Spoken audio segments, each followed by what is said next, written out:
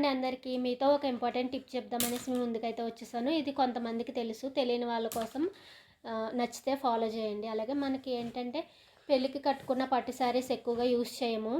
అలాంటి శారీస్ ఏంటంటే ఒక దానిపైన ఒకటి మడత పెట్టి పెట్టేస్తూ ఉంటాము. అలా కాకుండా ఇట్లా హ్యాంగర్కి పెట్టుకుంటే అది ఎన్ని సంవత్సరాలైనా సరే మచ్చలు పడకుండా, అలాగే కలర్ షేడ్ అవ్వకుండా ఉంటుందన్నమాట. ఇట్లా పెట్టేసుకోవాలన్నమాట.